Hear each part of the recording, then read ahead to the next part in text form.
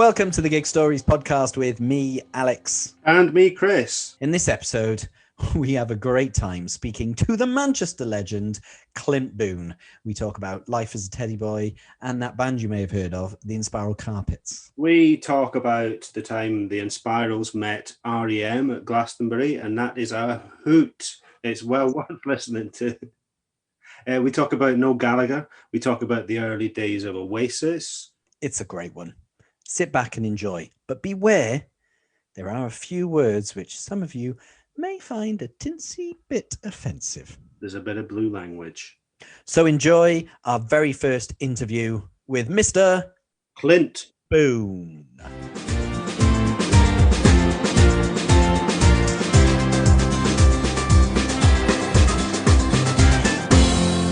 So here we are, Chris and I are with the very first guest of this new podcast, new series. Chris, tell us who it is. Today we have the one and only Clint Boon, founder member, keyboard player from the Inspiral Carpets, DJ, polymath, and all-round top geezer. Hello. What's a polymath? I mean, what is it? What is a polymath? He does everything. Oh, right, yeah, ask me that. Yeah. Stephen Fry's a polymath. And I've never used that word in my life. I've never been described as it, but thank you. Yeah, I do. I always think of it like my dad. My dad always had a lot of skills and a lot of income streams because he's very working class, and worked in the cotton mill, bred poultry, to sell. Had a window cleaning round, so he always had a lot of. He didn't have his eggs all in one basket, and I've learnt a long time ago that, especially in the music industry, you being in a band, a successful woman, you can't assume that's going to last forever. So, I've always armed myself, particularly since the Inspiral split in '95, which we eventually reformed. But yeah, since that moment in time, I've always made sure I've got a lot of things to do. And not just relying on one income stream, So that's going in the Twitter biography then? Polymath. Polymath. Yeah. Clint Boon, polymath. I'm going to I'll look it up in a bit and get the actual... yeah, that's interesting, isn't it? But yeah, polymath. But yeah, thanks for having me anyway. And, honestly, it's a real pleasure, and I don't want to mislead people, but we've met a few times, Clint, and, I'd call you a very friendly acquaintance, but, I don't know about you, Chris, it's still hard for me to not fanboy because I have so much nostalgia, so many memories linked with yourself. Right. And this podcast is all about live music and live gigs. And as a young lad, one of my very first gigs was Michael Jackson. I was very stereotypical young boy, liked pop music, and then started getting influenced by my sisters. And this was in Cardiff, and she started dating this lad from Manchester, and he'd come down in his Fiat Panda every now and again, and he was listening to these bands, and they're going, "What is this rubbish?" And he said, "Oh, it's the Inspiral Carpets." What even name is that? And then he'd be telling me about these live gigs he was going to, James and the Inspiral Carpets, and he made a compilation tape for me, and you are song one. Really? on side one. I've still got that tape, so this is an absolute pleasure. And then mixed in with that, years later, my live gig experiences with the Inspiral. So it's just fantastic to have you with us. So Clint, tell us, before the Inspirals, tell us a bit more about your childhood, and was live music and going to live gigs, was it a part of your childhood? Was it something in the family, or are you quite different? It was definitely not part of my childhood. I remember Mum and Dad in probably 1972. We lived above. We had a corner shop in Oldham. We lived above it, and I remember Mum and Dad one night getting on a coach to go to Batley Variety Club. Oh, to see Shirley Bassey.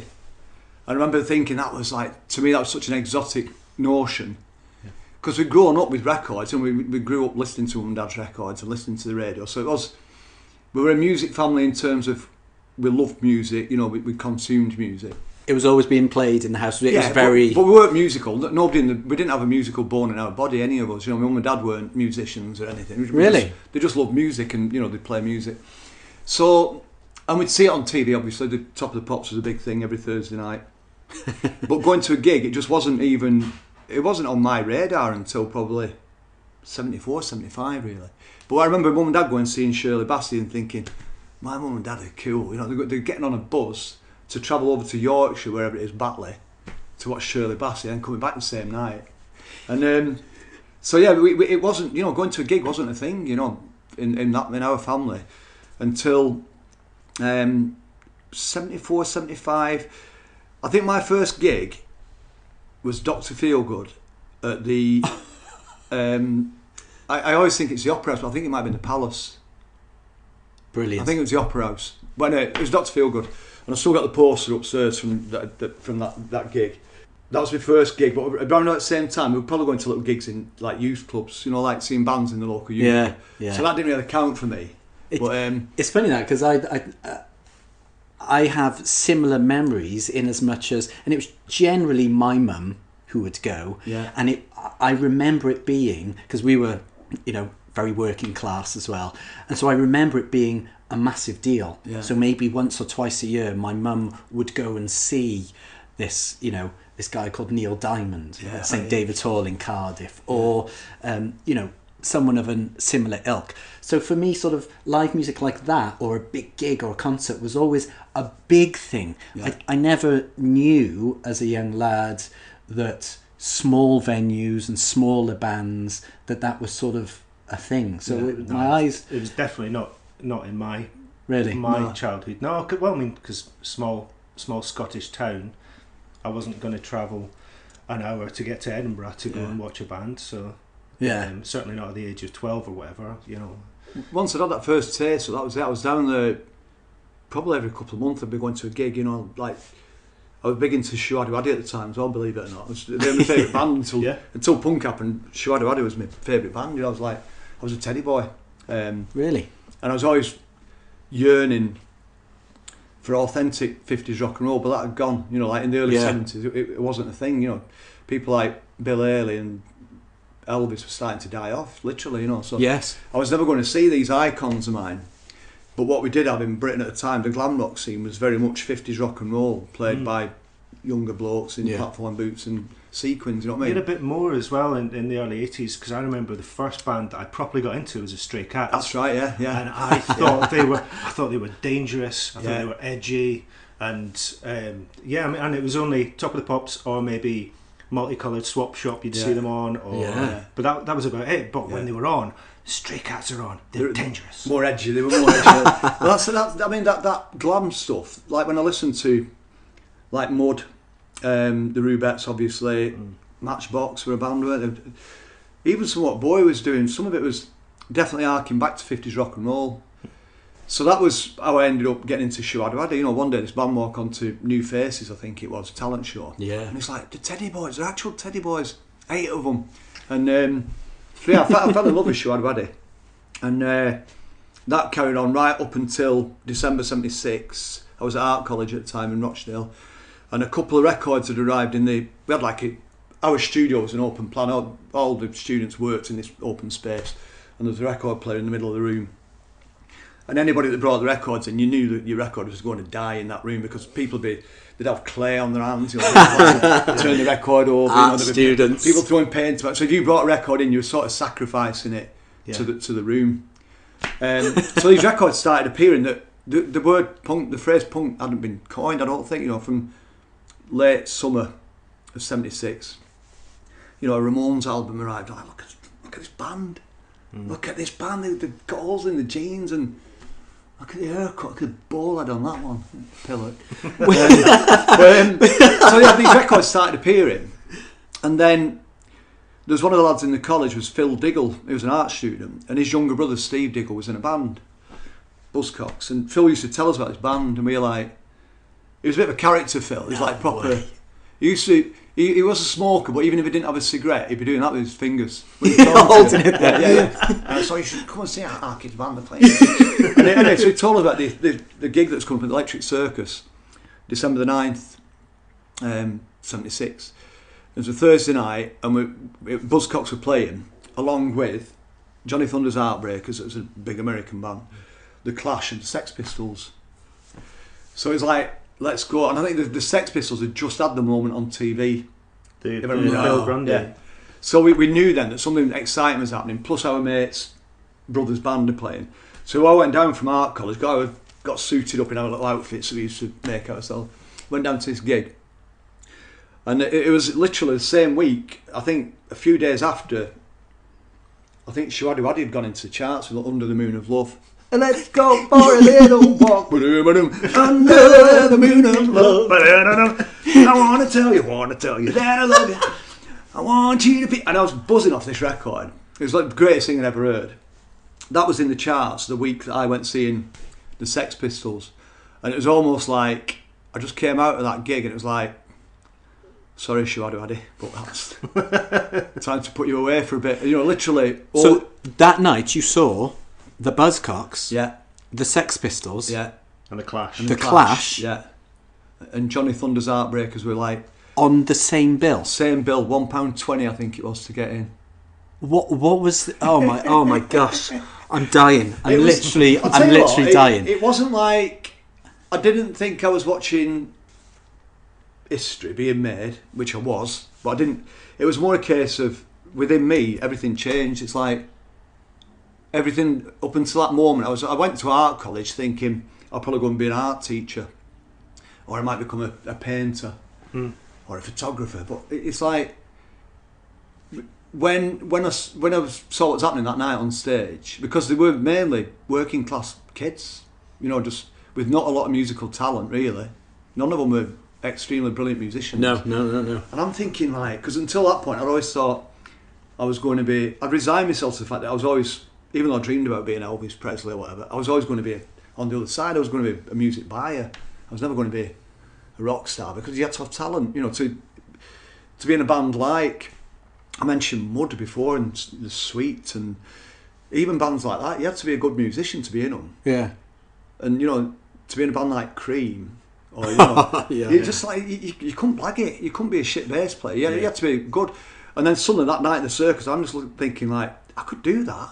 Was that genuinely it? Because that's a question I have. Was there a moment when you thought, I want to be on stage performing live music? Was that really that moment, that gig, that night? I'd dreamt about it since as far back as I can remember, watching Elvis as a kid and just thinking, I'd love to do that, mate. But not really believing I could do it, because people from Oldham didn't do it.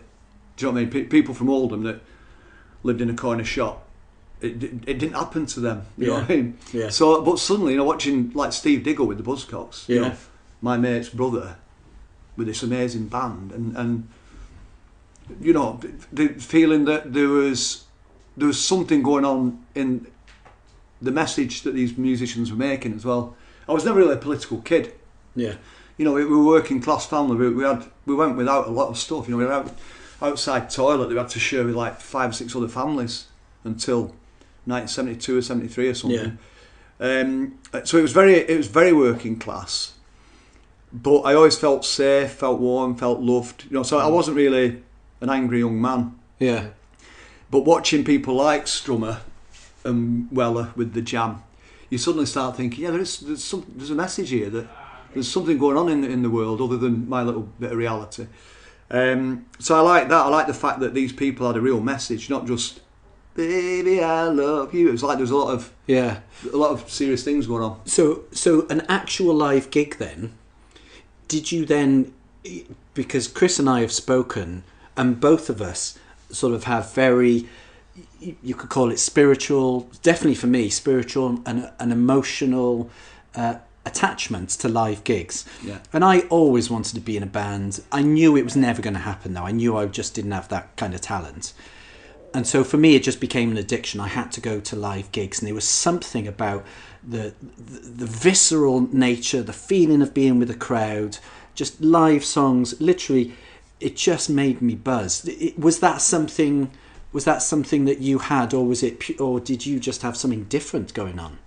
I had everything. It was 360 degrees of every emotion. Like inside here, everything changed. Yeah. You know, my career path changed instantly, because I came out of that gig knowing that I wanted to get into music. Right. So I dropped out of art college. Within weeks, I was out of there. which was like that was a shock. The guy that was I think it was called John Sprakes, the head of year. I remember going in to see him, saying, right, I didn't actually say I've seen the light, but it was pretty much that. Really? I'm getting out. I'm just, I'm going to get a job in the local steel factory where my mum and dad, we've got the corner shop, and then down the street's a big massive sheet metal factory. I'm going to get a job, get some money, and start getting around bands and learning about how bands work. And so did you then start going to gig after gig after gig? Was that the drug? Yeah, repetitive, like no matter what was on, or just if it was a punk gig, if it was a band that had a great name, it was like probably 3 or 4 times a week we'd be going down to Manchester. And for a kid like me, being older at that point, that was a big thing, to be suddenly going off to this city, which I've never done before really. I'm going watching these punk groups in little seedy underground clubs, and I got battered by a teddy boy one night, ironically. You know what I mean? Because I was a punk rocker, and there's all this Teds versus punk friction. Yes. Like Mods and Rockers. There's a lot of this going on, and one night I was walking through Piccadilly Gardens after a gig, waiting for the bus or whatever, and I saw this teddy boy. He's probably 20 years older than me, big lad, no front teeth, with his girlfriend and maybe a couple of Teds, and he called me over. Tommy, come here, because it's all rock on, Tommy. Remember that? Yeah, of course. Where it was all, Bobby Bowes always told me, I'm a punk rocker, Tommy. So Tommy, come here. So I'm going toddling over, naive as anything, thinking I'm a teddy boy as well, because I love 50s rock and roll music. Yeah. Walks over, pulls his hand out of his pocket, big knuckle dust. He just saw this brass flash, poof, on the top of my head here. It's like squirting blood out. I never told my mum and dad that. In fact, my mum's probably hearing this for the first time. But yeah, that was... We're sorry. Sorry you lied. Sorry. But yeah, it was just... that was a bit of a lesson as well. That was something that... I think to this day, I remember that moment thinking... Sometimes don't put all your trust into somebody just because they look like... They look like you. No, but I like Showaddywaddy. Yeah, I know. So, you mentioned Dr. Feelgood, because we've had the conversation, what do we class as our first gig? What do you class as your first live gig? Is it Dr. Feelgood? I would say Dr. Feelgood. I've got a feeling it was 74, and then by 75 I would have been seeing Showaddywaddy. Okay. At least twice, maybe 3 times. And then what other bands before punk? Can't remember really who else I saw.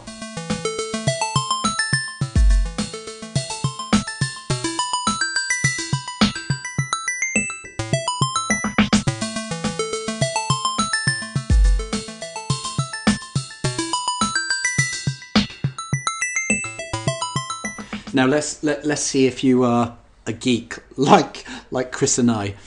We both, Clint, found out that we both have a scrapbook in which we've kept lots of our gig tickets from the past, and I mean Chris's goes right up to now, doesn't it? Yeah, well I keep all my stickers, my photography passes now, because most bands will give you that. Some bands will give you a ticket as well, so you can stay in the gig. But yes, and we compared scrapbooks, although because of the current situation, mine is currently in lockdown in my mother's attic, and so I can't get it. But my first gig ticket, earliest gig ticket, is a Michael Jackson ticket, 92. That's quite I mean, regardless of the controversy, exactly. It's quite a big musical. He was an amazing performer. He was incredible. As musically and performer-wise, he was completely unique. He was amazing. Yeah. And then, Chris, your first one is Tommy Smith. Yeah, so it was a jazz quartet, because as a sax player, I got into jazz really early. But then my first big arena gig was Clapton, right? Yeah, SECC. So Clint, the big question: have you kept ticket stubs over the years? I've never ever thrown one away. I've still got them, but they're not filed. I couldn't get them out. So I've got... they're not filed, Chris. I've saved all my laminates. I'm a hoarder, man. I'm the biggest hoarder in the world. You know what I mean? Really? Yeah, I have trouble separating myself from things. But the benefit of that is that I've got every vinyl record I ever bought, including the Love first... it. I've got a record up there by Elvis that I bought 50 years ago. That is amazing. It was 75p from Woolworths. With a ticket, I can't see why you would throw that away. Yeah, I know what you mean. It's a piece of history, isn't I see it? its value and I save it, but part of my problem is I've moved a few times in my life. I've been divorced once. A lot of my stuff's still in storage in a container in Stockport that I've not been to for like 10 years. So Right. it's like I've not got the best filing system in the world yet, but I've still got every ticket stub ever. I know that for a fact. And it's proper treasure, isn't it? So you've got a mishmash of tickets somewhere or in multiple venues. What do you reckon would be the first one? Have you got the Dr. Feelgood one? I'm convinced I will have that. Yeah? Just because of Really? the way I've always been. It's it'll be like I said. I've always been a hoarder. When I went to that Electric Circus gig. Yeah. This is something I've got. I was realising it was such a special moment for me, and that things were about to change. I thought I've got to get a souvenir of the night, and I had no camera. I've always been into photography, but I didn't have a camera with me that night. And I remember sitting on this little stool to the side of the room, and it had a red plastic top, you know, the cushiony bit. Yeah. And there was a little hole in it. And I thought, I'm going to take this. And I ripped a chunk of the plastic off the stool, the red plastic, and I saved that as a souvenir of the night. Still got that. Of all the things, Yeah. I was like, what's he done? Has he got on the stage? Has he got a set list? Has he got, you know, Sticks or- one of yeah. Strummer's something, Yeah. plectrums, or he's got plastic from the stool. I'll be honest though, that anecdote, that's like the perfect anecdote, isn't it? Yeah, so Chris, my musical live awakening was I went to see the Clash, the Buzzcocks, the Pistols. That's literally a dream. I'd have sold my nan to see the Clash live. Yeah. Like I said, at the time, even though I knew it was a special moment, I didn't really I didn't see it as history changing or history being made. No. But in hindsight, it's one of those moments when I tell people I was at that gig. People's jaws drop. Yeah. It wasn't the free Yeah. it wasn't the Lesser Free Trade Hall gig that happened 6 months earlier or whatever. But I saw the Pistols in Manchester in 1976. And I think it's about what it means to you, and you know, it's not like that gig, but when I was lucky enough to be at the early Mannix gigs, yeah, apart from just loving it because it was so crazy, you know, you knew that Richie's guitar didn't even have a lead, so he wasn't even plugged in. They were wearing blouses, and as a Welshman we knew they were from the valleys and how they looked was different, and it was such a raw sound, and it was Carnage sort of thing, but yet beautiful with all this glitter and feathers everywhere. I knew there was something happening. I didn't know whether it would be massive, but you sort of didn't care, because at that moment and those moments in time, it was mine, and inside that venue, this is where I need to be, and this is my sort of group of people, and this whatever this is happening on the stage is just amazing. And you know, the Mannix, let's be honest, they did really well. And so I remember though having those gigs with certain bands as well, where I thought there is something happening here. There is, you know, whether it implodes, and it could have with the Mannix. That's what they always said. They always said, you know, we'll sell 1 million albums and then we'll just finish. But they were that generation's Clash, and they were certainly that nation's Clash, weren't they? yeah, they in were. every way, with even the political message. You know, the fact that they were bothered to get into stuff like that. Well, funny, because they were sort of, even though they're massive fans of you, and that we'd had rave. And then we were flooded with Manchester, weren't we? Mm-hmm. And it was baggy everything. And, you know, if Nick and James were here, and I think you know them, don't you, Clint? Yeah. You know that they love the Stone Roses. They love you lot. Yeah.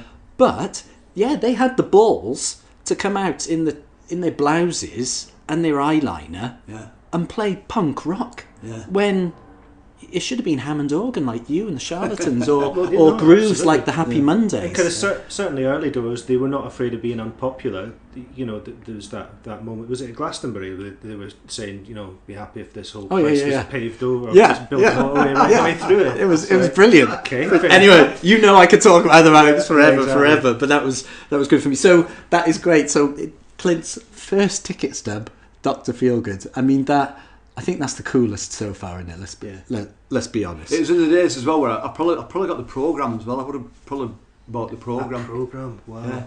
And I think the reason I went seeing Dr. Feelgood is Program. I'd seen them on yeah. with on the old grey whistle test. I think I'd seen them on the TV. Must Yeah, have they been. will, Definitely. And I saw Wilco definitely. Johnson. Well, all of them. I mean, Lee Brio, the singer, as well. Just I'd never seen musicians like that. I mean, Wilco was the first one. He was like, I'd never seen a really was. guitarist do that move. It was like Chuck Berry on acid and speed. And, Yeah. and Lee Brio just looked like some thug from the local pub that was like.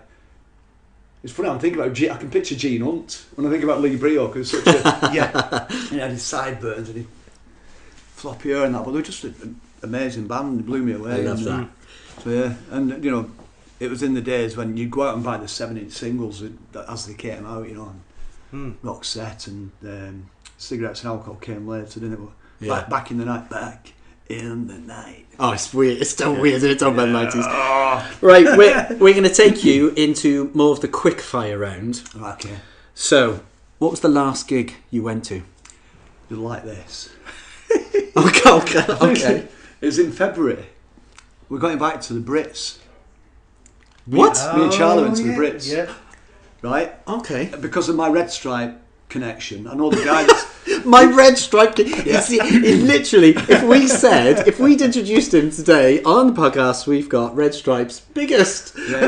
Red Stripe ambassador. Yeah, ambassador. Everyone would have gone, oh, it's Clint Bloom. It's, I'm a friend of the brand, I think they call me. It's Pretty Green, same thing, just a relationship that's developed. And Red Stripe. I've been tweeting for years and years, but every time I'm off to South on a Saturday night, going to South, see down the hashtag Red Stripe. Yeah, I know. So it's funny. become, my name's become, or the Red Stripe, hashtag Red Stripe's become a bit synonymous with it.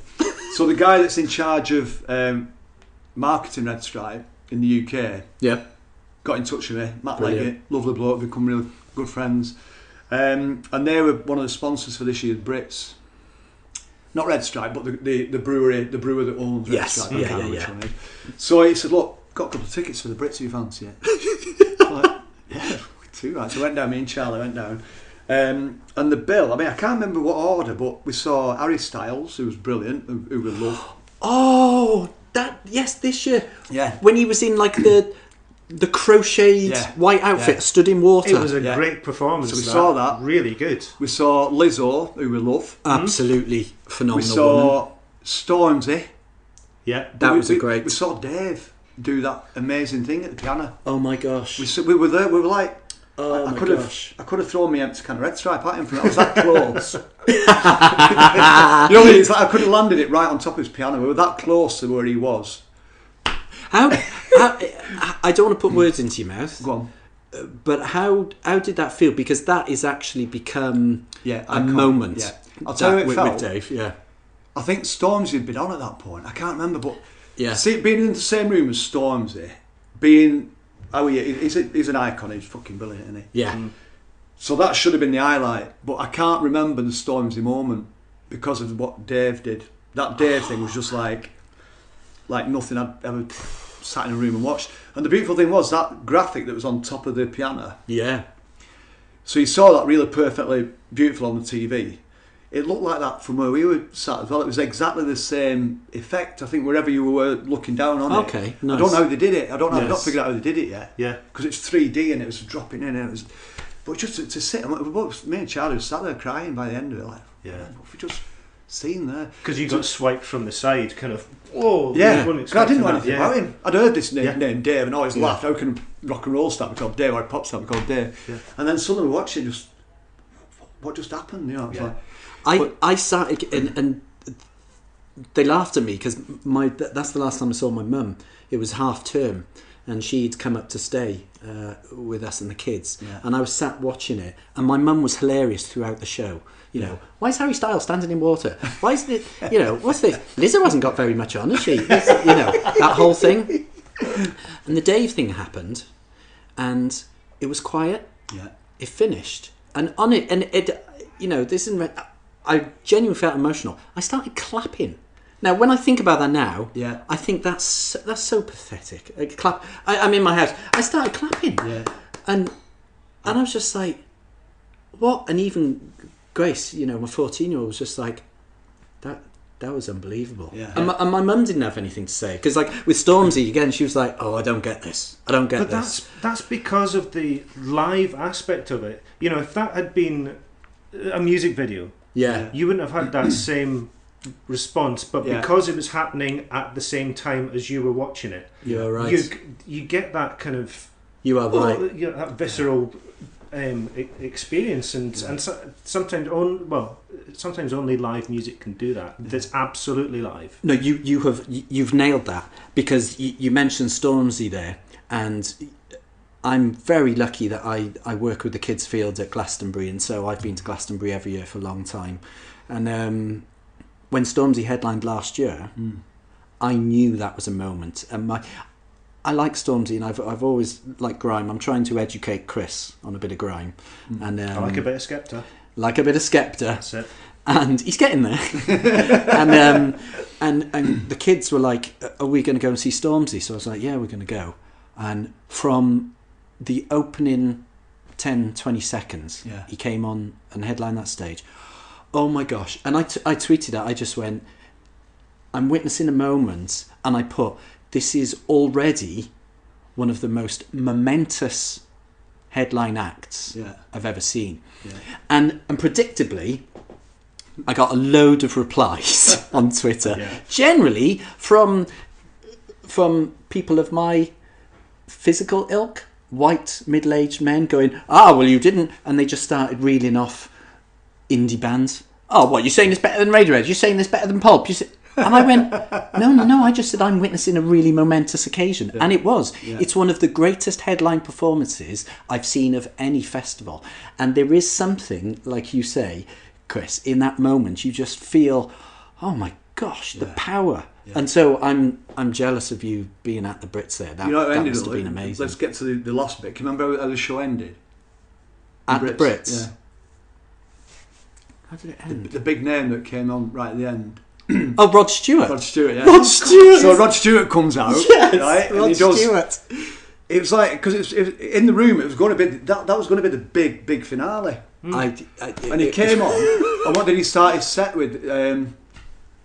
I didn't know what time it was. You're in my heart, you're in my... It's like, fucking, I could start with something with bollocks. I'm not kidding. He lost the room. He lost the room. He should have done that. Stay with me or something. And Maggie May, but he started with that, and he lost the room. People got up and started leaving. Poor Rod. We sat around, you know, pay respects now. We stayed for a bit longer, but it was just... So the last artist I saw live was Rod Stewart. Brilliant. I think that was the last moment. Yeah, right, we're going to stop it there, because this is supposedly the quick fire round, and I knew going forward it would never be quick fire round. Right, I'll try and be more quick on the next one.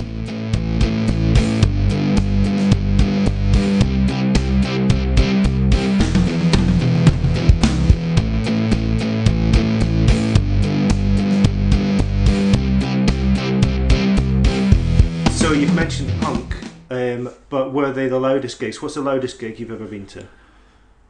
Oasis in the early days was out of control noise. It was really, because we were going. Obviously, we had the connection with Noel. We were still, even though Noel wasn't working for us and he'd started his band, we were still going to see Oasis gigs, and our paths were crossing at other gigs. I think there was one.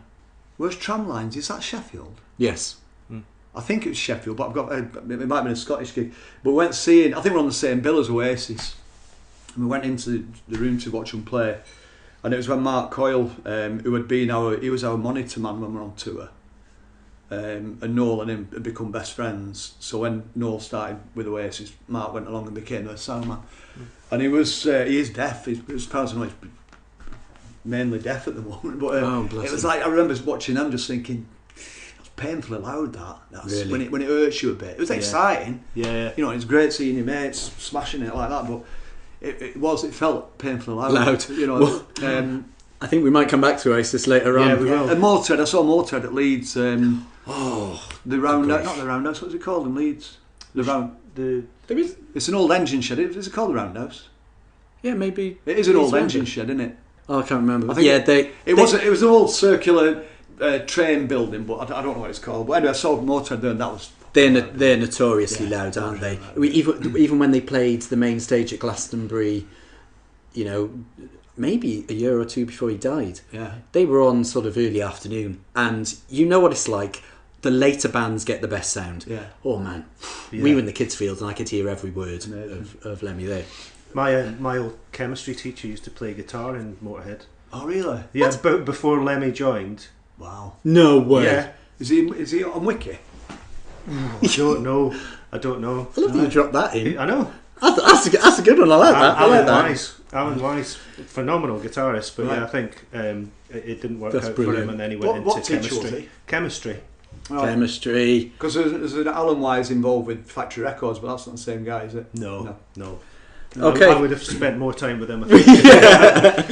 So this is it could be a really blah, vague one, but favourite gig, and it can be as a punter or as, you know, on a performer. Is there a moment where you just thought that was my favourite gig ever? Is there one that you put to that? Loads. But how do you pick your favourite one?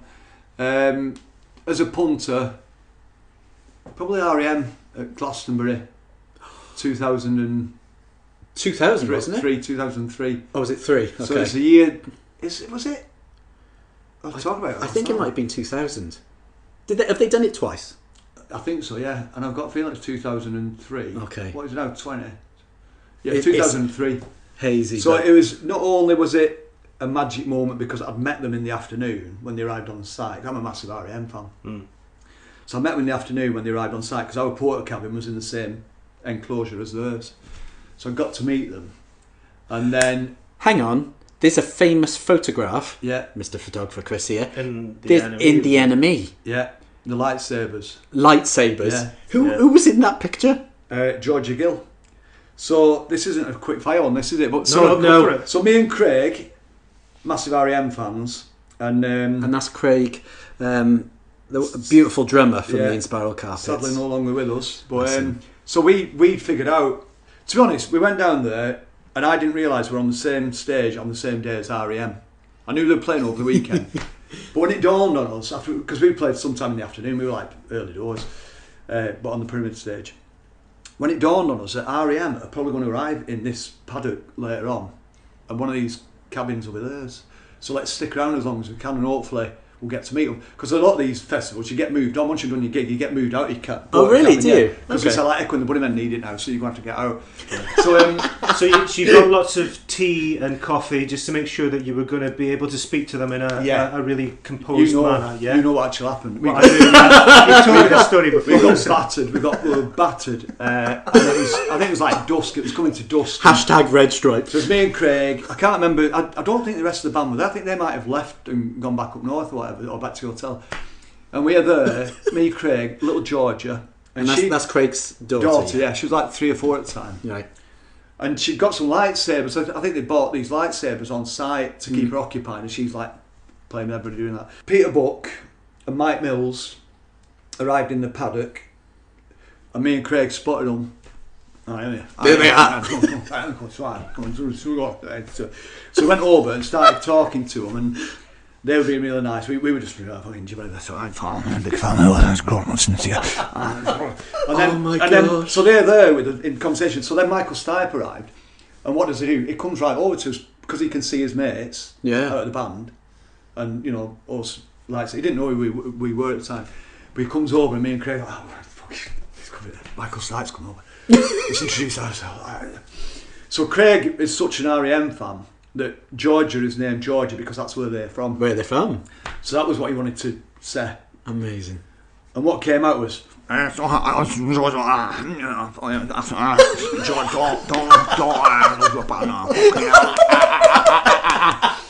because it wasn't just drinking juice this, you know what I mean? Yeah. And I'm there like, I love you, and then all afternoon I've been doing this thing with to keep Georgia occupied, or to keep her entertained. I was throwing sweets up and catching them in my mouth and peanuts. So she's I'm trying to talk to Michael Stipe, trying to sound, you know, Human. Yeah. And she just says, Clint, show him that trick you've been doing all day. So I'm like, something I start throwing these fucking toffees up, sweets, peanuts, whatever.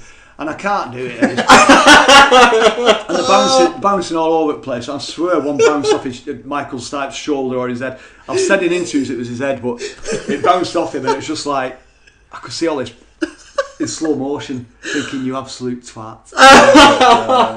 You're like. I've got a feeling he'll remember that moment, because I know that when we had The Beast Inside out, our second album, he mentioned us in an interview, Stipe. And I think it was like American Playboy or something like that. Brilliant. That was one of his favourite albums or something he was listening to at the time. So he'll probably remember that moment, because we would have said Inspiral Carpets and then seeing us in such a mess. I bet he'll remember it. Do you know what I would love? I would love to ask Michael Stipe about the moment he met Clint Boon from Inspiral Carpets. I would love to hear. We've got him on next week. We've got him on next week. Yeah, that would be it. Yeah, that was. I think, but that gig that night, and it ended up. We didn't see a lot of it because the gig started, and I was in my favourite band ever there, and I'd met him in the afternoon, and Charlie was here, and some lads behind me started. We weren't too near the front. We weren't in the mosh pit, but they started getting a bit rowdy and banging into me repeatedly. Yeah. And I don't think they knew who I was. They weren't doing it deliberately. They were just being rock and roll animals. And I turned around and did the old Charlie always calls it me Rob Gretton moment. You know, in the 24-hour party people where he jumps off the balcony. Oh yes. Yeah. I turned into Rob Gretton, brilliant, and she had to pull me away from these guys. So it sort of put a bit of a dampener on my experience of the gig. But it was just a beautiful day for me. As an R.E.M. fan, it's a beautiful day in my diary, you know. Very quickly, because it would be daft to not ask this as well. Just tell us, what is your favourite gig as a performer? It's an easy one to go for. It's headlining Reading in 1990, August 1990. So we'd done GMX in Manchester, which was 11,000 people in our hometown. Yeah, which was huge. We'd done Top of the Pops a few times at this point as well. How does that feel? I know. Doing what? That sounds so vague. How does that feel when you're at home and you walk out to 11,000 people? It was a special moment. That having grown up, you know, watching Top of the Pops and wanting to be somehow involved with music, and then, you know, I was 25 at the time. I think by the time I did Top of the Pops, 25. No, I was 30. I was 25 when I joined the Inspiral. So what I'm saying, I think I'd probably gone through a few years. I think I probably missed out on everything here. Yeah. I'm in this little garage band, but you know, it's all right. We'll see where it goes. By 1990, we're doing Top of the Pops. I just turned 30. So Top of the Pops must be a bit of an odd one, just because of the nature of the show. You've got all these wildly different genres getting smashed together. Yeah. And I mean, can you remember who was on when you were? Yeah, I mean, like I say, it could be quite peculiar, couldn't it? But I think the first night we did it had a bit of cohesion to it, from what I can remember, because Primal Scream were on the same night, doing Loaded. Yeah. They, for some reason, had Mark Gardner out of Ride playing keyboards or miming keyboards. Brilliant. I don't know. Were they on Creation, right? Yeah, Creation. And then every time we did Top of the Pops round about then, there would always be one of the dance acts, like the crossover dance. So Snap, The Power. I don't think he actually did it with Utah Saints, but I'm still in touch with Jez. He's a mate of mine. So I'm talking to him the other day. D-Light were on one. Who was that that did the party line? There was always some of these dancey ravey types on there as well. But yeah, it was doing Top of the Pops was great because I'd grown up watching it, and it was brilliant to be on it. But a very weird day, you know. But walking out on stage to do GMX, that was like, I think everything you want to experience as a kid getting into a band. You know, why do you join a band? It's not to sit around all day at Top of the Pops and take the piss out of each other. Did you swap instruments as well? And deliberately not mind the right words. Yeah. Did you have to stop yourself from getting carried away? Because you think in that moment, it's hungry, they're all right behind you. I bet the adrenaline must have been coursing. But I'll tell you what happens is by that point, we'd done 4 years of gigs where you learn to be very cool. Yeah, okay. You know what I mean? You learn to be, even though inside you go, look at me. Yeah, that's what I want you to say. That is exactly what I wanted you to admit to me. You just walk out and say, all right, motherfuckers. This is Saturn 5. You know what I mean? But inside you are like, yes! Come on! That's what I want. Boon Army! Yes, I love it. Oh, that's It's, that's well, brilliant for me. and I still get that giddiness. I get it like walking out on stage to do a DJ set before the Clone Roses, you know, and everyone, they know that, because I always do it. It's a tradition. I've been doing that for 21, 22 years now. Yeah. With the Clones, so it's become, even though it's only a tribute band, it's a big thing for me, and it's a big thing for their audience that, you know, I come out and do an hour's worth of whatever, and I still get that when I walk out, and I still feel that now, you know, like goosebumps.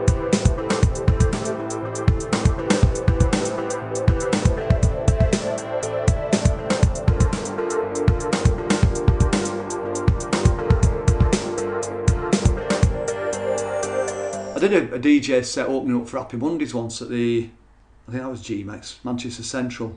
That was a nice moment for me. I walked out on stage, like, it was a big sellout gig. It's only probably 10 years ago, 10 years ago. And then I just started my set with Skinhead Moonstomp by Simmerit. Brilliant. I want all you skinheads to get on your feet. Put your braces together and your boots on your feet. And it just, I think people were like, at the beginning, because it wasn't an instantly recognisable tune for most of the audience, but once it kicks in, and you could just see, they weren't expecting that, and I've fucking smashed it. So it's, I love that. But yeah, so I still get those absolute moments of giddiness, but I just don't show it. Good. Not as much as I love Complete that. opposite to that then. We're still in the quickfire round. Yeah, this is very quick fire. I'm the third quickfire question. Worst ever gig? As a musician, we've done a few bad ones over the years, and it's usually to do with tiredness, boredom, and alcohol. Mm-hmm. You know, in my humble opinion, and I think the last time we did Kendall Calling, the Inspirals, I think we weren't on form. It was at the end of a run of gigs, I think. So we, you know, notoriously or famously, by the end of the tour, you're getting, you know, you're worn out. You've not been looking after yourself. You've been drinking too much. You're a bit bored. And I think we arrived at Kendall Calling in that state. We were, you know, some of us were battered, under the weather, and from what I think, some of it's on YouTube, and it's every time I watch it, I cringe a little bit. And it's me as much as anyone playing their own notes and singing out of tune. And can it also have something to do with? I'm not saying about Kendall Calling, but you know, I've heard Everything talk about how at one point they supported, was it Simple Minds? Wow. And it just wasn't their crowd.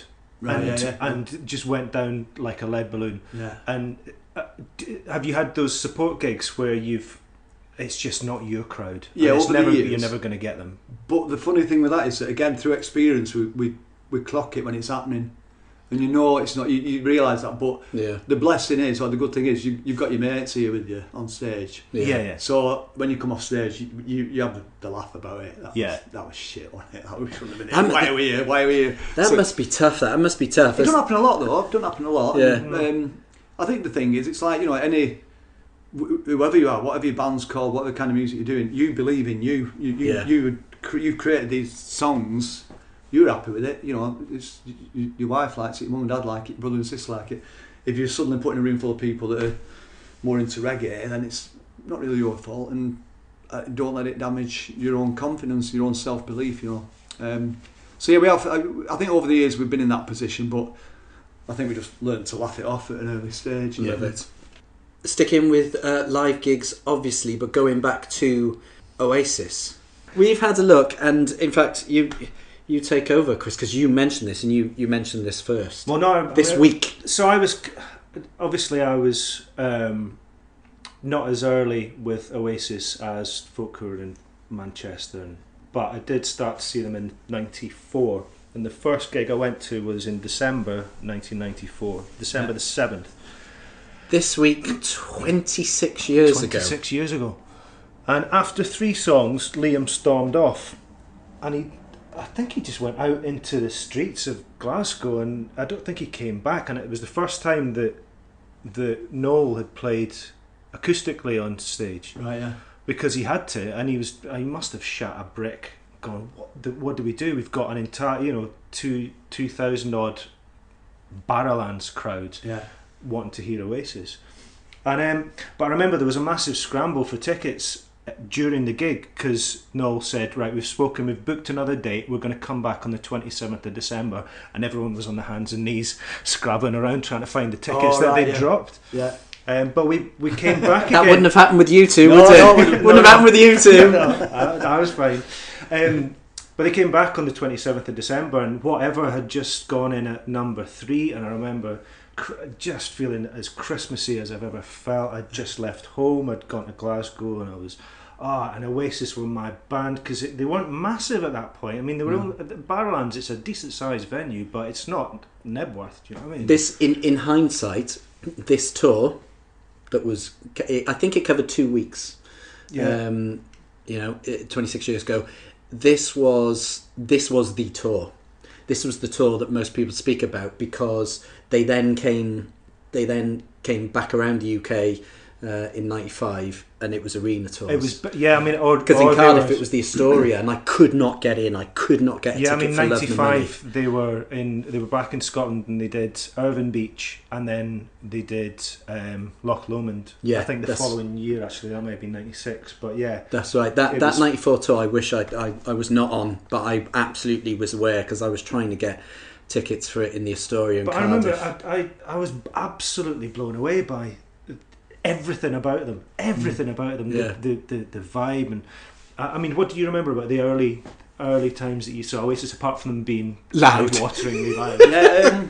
When I first saw them, it'd be at the boardwalk, probably without Noel, before Noel joined. All right, okay. When they would have played as the R.E.M, and then the next thing, Noel had joined the band, so we went to see his first gig at the boardwalk.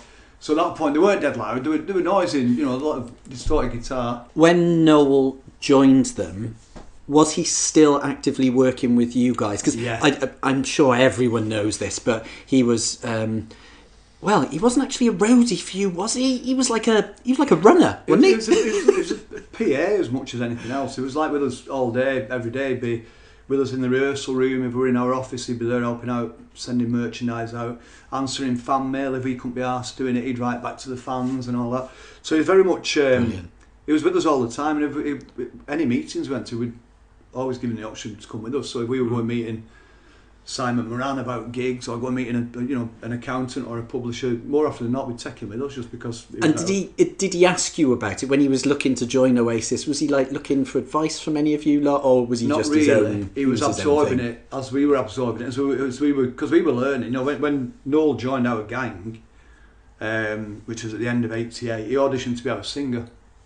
Stephen had left the band. Mm-hmm. Noel auditioned to be the singer. How have I missed that? I mean, that's how did I not know that? Yes, I mean. So when Stephen left, he auditioned. He was the first person that came to audition. And then was it Tom? Yeah. But what happened was Stephen left. So towards the end of '88, Stephen left. I won't go into why, but it was to do with personal reasons as much as anything. Noel was a fan, and we knew him. He'd been coming to a lot of our gigs. This is when we were playing pubs and smaller venues. Yeah. And he heard that our singer had left and we were having to find somebody else, and he was the first person that put his head up and said, I want to audition, because we all thought it was really funny, because we knew him as this little lad that worked for Gasboard who'd spent most of that year in a leg cast. He broke his foot at work somewhere, and I was like, Noel wants to audition, so let's get him in, let's do it. So we got him in. He auditioned to be the singer. He did probably a couple of hours with us, going through songs and singing, and then we decided, I think the day after, we all spoke on the phone saying we don't think his voice suits what we are doing. Yeah. He was a singer. He was writing songs at that point. He was giving us cassettes of songs that he'd done on his 4-track back then, and we all liked him, and we just said, why didn't you come work for us? Because we were at a point where we were just realising that we needed a bit of help. We had a manager, I think. We had a manager, Anthony, but we needed a bit of extra help. We needed somebody that could set our gear up when we were doing gigs, but somebody that could help us around the rehearsal room through the day, nip into Manchester, get some strings from Johnny Roadhouse or whatever. So we took him on and put him on a wage right away. What happened next? We had one other audition. I think John Matthews, who was in the High. Oh yeah. I think he auditioned. I don't think he'd been in the High at that point. No, that happened a bit later. But anyway, so John Matthews auditioned. Again, lovely voice, but just not what we wanted. Because Stephen, who'd left the band, had a big voice. Yeah. It wasn't as operatic as Tom's, Tom Ingley, who eventually joined us, but it was a big set of lungs. Yeah. And we wanted to carry that on, because otherwise I could have sung, because I can sing, but I'm not that big belty out sort of singer. I wasn't then, I don't know now. So anyway, we auditioned Noel, took him on as a roadie, auditioned John, passed on that one. There's a rumour that Tim Burgess auditioned as well, but he didn't actually do it in the room, whether he... Sent a tape in or something. Yeah, I don't know where that rumour came from. I've never actually asked him about that, but there is I've seen it said that he auditioned as well, which he didn't do. But Right, well, I'm going to follow that up. yeah, ask him. I'm going to follow that up. Or does he know where the rumour comes from? So yeah. So Anyway, ultimately, so at the same time, we're doing these little gigs, and we'd put out our first single, which was Plane Crash EP, Keep the Circle Around. We're on Playtime Records, and also on Playtime there's this band called Too Much Texas, and Tom was their singer, and I'd heard a record called Jane that they'd done, that John Peel had played, and it was beautiful. It was like real old croony sort of 50s, oh Jane you woo wise, like this sort of thing. They're a big massive chorus, and we did some gigs with him that were on the same bill with the Too Much Texas, so we bumped into him, saw him singing live, and it was just like, I can't remember who made I seemed to, I think I might have phoned Graham up and said, what about Tom from Too Much Texas? His voice would sound amazing. Anyway, so we got in touch with him, and he said, yeah, I'm going to come and audition, but I want to tell my band first, just rather than doing it sneakily. So to his credit, he went and spoke to the band Too Much Texas. He said, I'm going to follow this audition up, because I think at that point it was looking a bit like we were going to do something, so it was probably worth, he thought it was worth risking. So he auditioned and he just smashed it, and that was it. We just said, right, that's it, let's do it, get him in. Sort your hair out, he said. Sort your hair out, because he had his hair slicked back. He used to wear his hair slicked back at that point, and he did the audition with his hair back. And I think we said to him as bluntly as, sort your hair out and you're in. Fringe, get a fringe. The irony of that coming from Clint Boon, because the Inspirals had the best hairdo surely in music. Well, quickly just going back then, you then had this lad Noel. When was it, or did you not even think it? When was it that you saw Oasis and thought, this band are gonna do it? They're absolutely something here. Was there something about it live? Was that a gig? I don't know if it was a gig where I thought that. It was probably just watching the news unfold and hearing the records coming out and seeing the reaction, and so I don't think it was a particular gig. Did it feel, because I can't sort of make it, I can't lie, I didn't see them then. The first time I saw them live was the arena, so they'd already gone through this tour that we're talking about now, in '94. Yeah. Was there something different when you saw them live? Were you thinking, yeah, I can feel, like I saw the Strokes in a tiny venue in Cardiff, right? And even though I wasn't a massive Strokes fan, I could feel, I was like, there's something going off here. Yeah, there's something going off. Yeah. Did that apply? Did you think there's something different here? Definitely, not because of the gig though, but it was more seeing how. Sorry, I'm trying to change my seating position. Get a bit of cramp. For those listening, with two of us are sat on the floor. Me and Alex are on the floor, and I'm reclining on a chaise longue. Yes. It was seeing, because like, put this into perspective. So the Inspirals took a break. Well, we split up in spring of '95. Yeah, we had no record deal, and it was at a time when, to operate a band like the Inspirals at any level, you had to have the support of a record company. There was no such thing as crowdfunding back then. I think Marillion invented that the year after. Wow. So we were just like, we had no financial support all of a sudden. Manchester, as far as anybody knew, was over. Yeah. Britpop hadn't been named Britpop yet, I don't think. So we were just like, we just thought it was probably a good time to knock it on the head, really. I had other ideas in my head about things I wouldn't mind trying to do, because we'd done nothing but the Inspirals for like 10 years pretty much. That's all we'd done. Yeah. And I was thinking about, other things I'd like to have a go at. And it was a very amicable split. And at the time, none of us, we didn't really talk about, we'll get back together in a few years' time. We stayed in touch, we were still friends, but there was just no real talk about the band's future. It was just, it was over. So at that point, I'm living in Rochdale. My second child had just been born, baby Max at the time. No income, I wasn't sat on loads of money, because the Inspirals hadn't sold shitloads of records for a couple of years, so no big financial cushion out, and times are hard. It's like I just entered a bit of a dark patch in terms of not having much money to play with, not having a record deal, having a lot of ambition for other things I wanted to work on. But while I'm there sat on my arse in Milnrow, I'm seeing the front page of the newspapers. He's suddenly my mate, you know, every day. Yeah. You know, he fell out with his brother. His brother's nutted somebody. His brother's spat on stage in America, and this is happening. And so you're seeing the effect it's having on the British pop culture. You're seeing the fact that the masses are buying into that lifestyle that they thought the Oasis lads had. Because that's always a big thing with bands, isn't it? That going back to the Beatles, a lot of the fans like to think that they live together.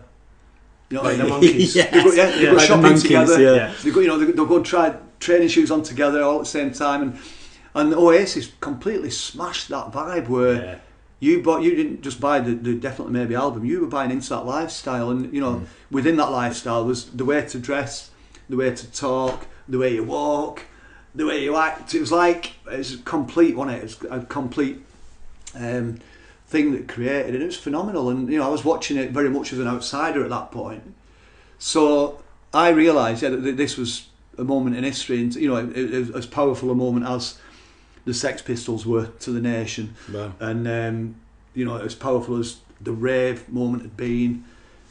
It was incredible to watch it, and to this day I always say I'm just so glad that I was a little part of that story. Yeah.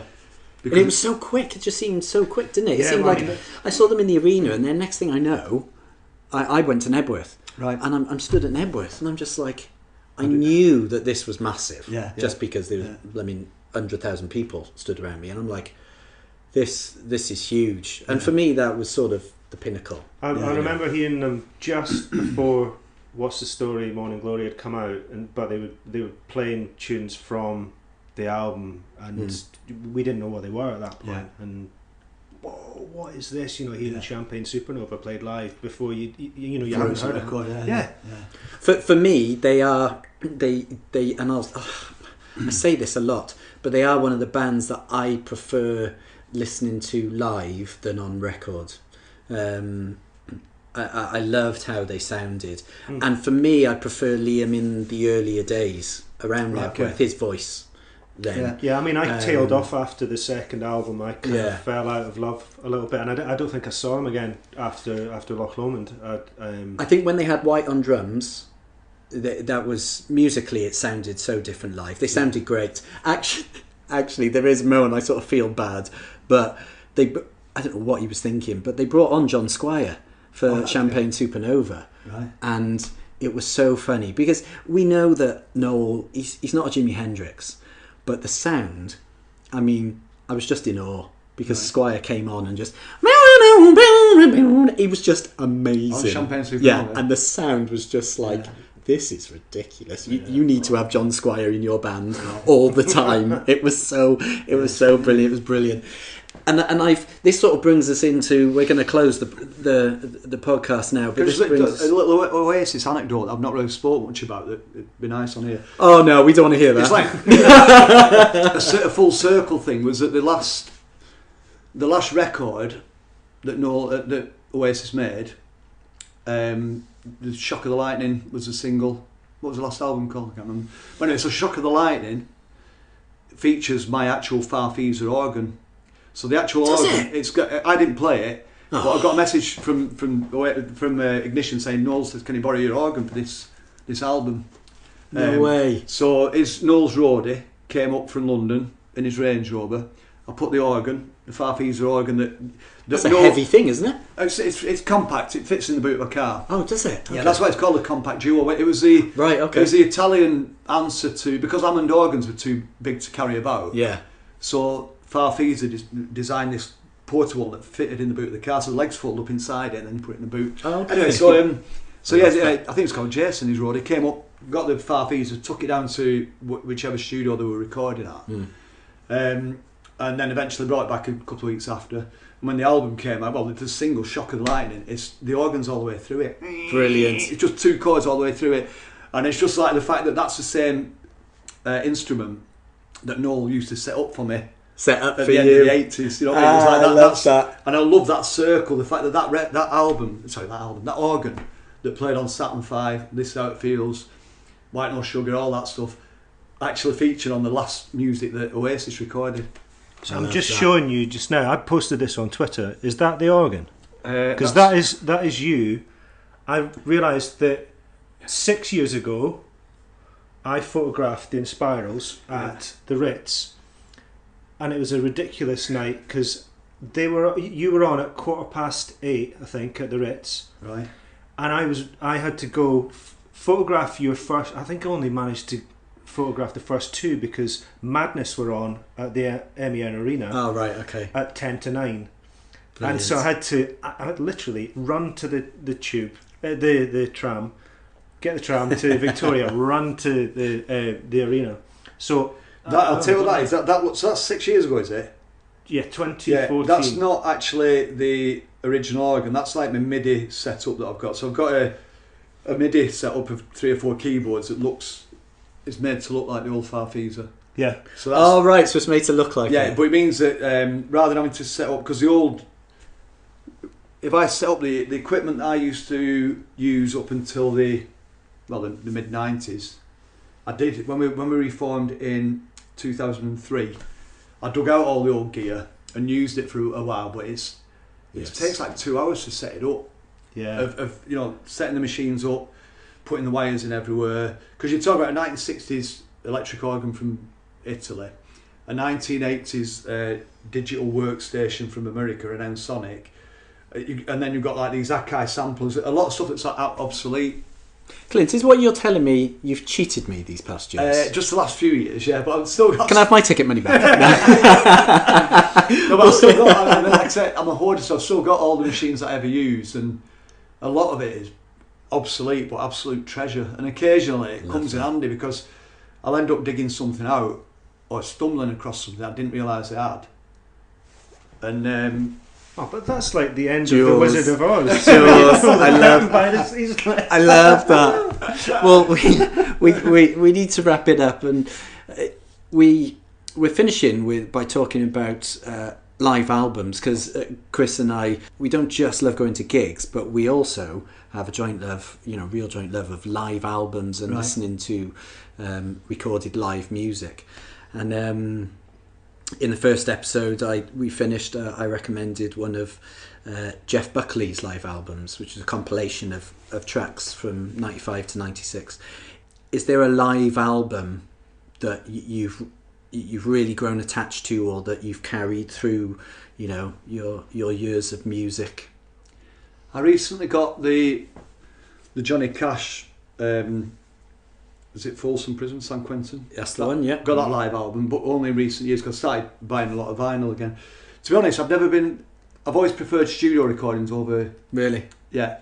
The other live one is, Bruce Springsteen did one recently in his shed at home, whatever it is. Yes. He's got a big, but they've got like a barn, and I got his album, and it's him live with, I just assume, a very small audience in his farm, barn, whatever. And that's incredible to say it's live, you know what I mean, live. Probably still multi-tracked and tidied up a bit. If you could choose, if we finish this now, you have to choose one track by one artist, and it's performed live for us to go away and listen to, what would it be? If you dig out R.E.M. doing the MTV Unplugged, and they did a cover of the Trogs, Love Is All Around, the one that Wet Wet Wet did. Yeah. And that is, I've not got the record of it, but we watch on YouTube loads, and it's making me tingle now thinking about it. Michael Stipe doesn't do the lead vocal on it. Mike Mills sings the lead. Oh right, okay. And Michael Stipe does his backing vocal. It's just absolutely from heaven. It would be nice to refresh that, because there are a few beautiful songs that then got covered, in a different way. Yeah. I Will Always Love You, for example. Yeah. Hearing Dolly Parton sing that is heartbreaking, but Yeah. with Whitney Houston, it's not such a pleasure to listen to, I see. Oh right, okay, I would say. interesting. And similarly with Wet Wet Yeah, Wet and the yeah. Trogs, because I love the Trogs. Yeah. That would be a nice little The refresher. R.E.M. one. Yeah. It's beautiful. It's just, and I've seen them do other things like other. I end up going down R.E.M. rabbit holes on YouTube a lot, mate, at night when I've had a drink and everybody's gone to bed, and it's just like, right, let's get some see if I can find some Stipe that I've never witnessed, and but the R.E.M. stuff, and I've seen a few live things on YouTube where they just stood around a piano and sung. I love that. With an acoustic guitarist with Alan Scott, who's like he's an extra member of R.E.M. for the last 20 years or something. But there's just some, because Michael Stipe's just got the ultimate voice, like the ultimate singing voice to me. And Ashcroft, I like Ashcroft, I think he's pretty magical as well, what he's got. But yeah, it's Stipe's the one, he could just, I know it's a cliche, but you know, just get him reading a phone book and I'd get a seminar. You're there. Oh, well, that's where we finish it. So we're going to finish. Clint recommends, and we'll try and find it and put a link on to R.E.M. Covering the Trogs, Love Is All Around. Yeah. Clint, thank you so much for your time. It's been a pleasure, absolute pleasure. Thank you for having me. Good man yourself. Good luck with your podcast as well. Thank you very much. Should we go to the brew on?